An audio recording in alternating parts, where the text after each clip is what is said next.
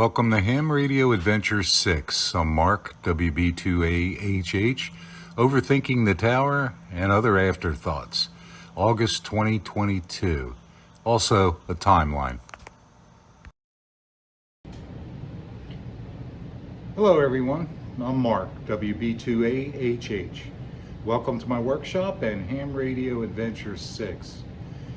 This particular video was created mainly because of a relative that was asking some interesting questions. I should say annoying questions.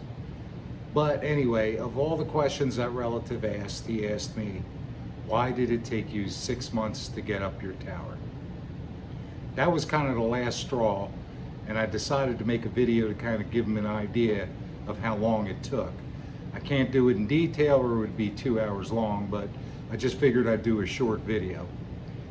One thing my relative forgot is that I work, the weather didn't cooperate, I had to order stuff, I had to be careful, etc., etc.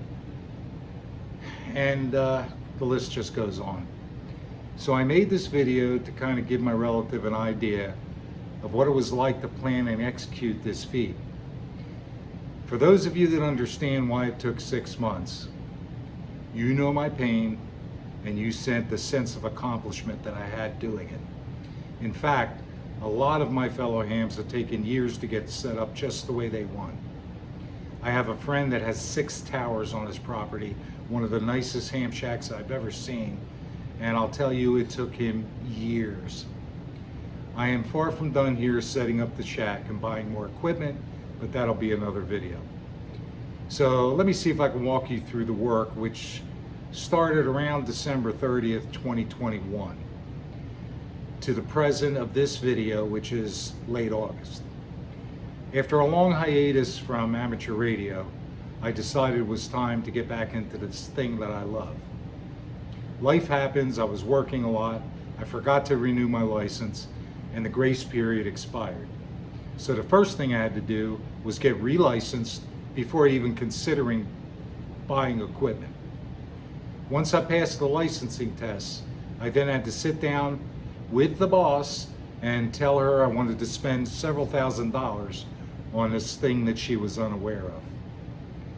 Being the wonderful wife she is, we agreed on a plan, part of which was that I would not buy everything all at once so we could pay off the credit card each month. That was a wise decision since it took me time to get coax, connectors, ground plates, and all the other fun stuff that had to be assembled. Now don't get me wrong, I loved every minute of the work to get all of this done. With the exception of lowering or raising the tower, I did all the work alone. But tuning antennas, changing tower bolts, painting the tower, and everything else takes time. And don't forget the insurance. So here we go. Let me start here on January 29th. I was now ready to lower the tower, but as you can see, there's no way to lower the tower during this mess. So I spent my time overthinking every detail of the process, and I would undertake it as weather permitted. I already had installed this tower 14 years prior. I had to clear the driveway because my wife has a smaller car than my truck and felt better with a clear driveway. So, of course, we have to please the wife. Happy wife, happy life.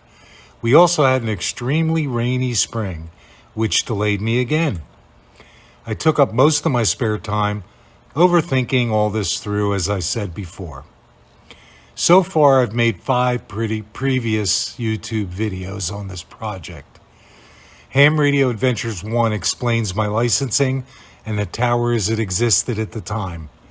Ham Radio Adventures 2 was prepping the entry box for the coax and lightning protection. April 17th, Ham Radio Adventures 3, taking that tower down. Ham Radio Adventures 4, prepping the antennas, the tower, and raising the tower. Ham Radio Adventures 5, lowering the tower and fixing my mistakes. Just watching those videos should have given my relative an idea of how time-consuming this project is, but no. And now the 6th video on my thoughts. In fact, I had so much time waiting for the rain to subside that I spent 3 nights figuring out how much weight and pulling was needed to raise and lower the tower. I found this formula online and created a spreadsheet for it. Based on my pulley system, weight of the tower and the add-ons, height on the tower of the lift cable, etc., based on all the towing I have done, it was pretty accurate for the first lift from 15 degrees. Of course, it wasn't scientific, but it felt about right when I did it. So here's a shortened video of the first time I took the tower down in 14 years. My 3 amigos were here helping me, and we carefully got the tower down, and it actually turned out to be a whole lot easier than I overthought it. I probably put too much time into thinking about it, but I guess it's better to be safe than sorry. We finally got it down, got it on its little horse there, and I began my work to get things repaired. You'll notice in the next picture, I get the tower down and we have rust on the tower. Not a lot of it, but in several spots. So I had to fix that. Now that was time consuming because we had to wait for the paint to dry, make sure everything was okay. Then I started working on the utility box. I had to make an entrance into the pole barn. I had to frame it correctly and I didn't want to make any mistakes. I had to look around for a utility box. I got that mounted, and then I ended up buying the copper plate, which will be for grounding, and I had to drill several holes, and I had to be careful that those holes were drilled straight. This is mounting the lightning protection, and finally I got it fairly done, and I installed it in the box and took a picture of it. Then I had to get to work on the antenna mast. I did a reinforcement on that mast, so it took me a little time to get it straight. Then I assembled the antennas over 2 or 3 days, and I put them on a temporary pole so I could test them and make sure the SWR was within specs. I wanted it as low as possible. Then I ran all the coax, and I ran it into the box and ran it back into the pole barn and terminated the other end. I used the rig expert that I borrowed from a friend to make sure the SWR was fine. Of course, I found out I had a problem with a branch in the way when I raised the tower, so I had the guys come out from the tree service and trim the branches for me. I had to wait for them for 3 weeks. And then finally, I took the tower down, fixed the few mistakes I made, and voila, we got the tower back up, and there was just 2 of us that day, my friend Mark Shaw from the radio club and myself. We fixed everything in about 45 minutes, and the tower went back up without a hitch. Thank you, guys.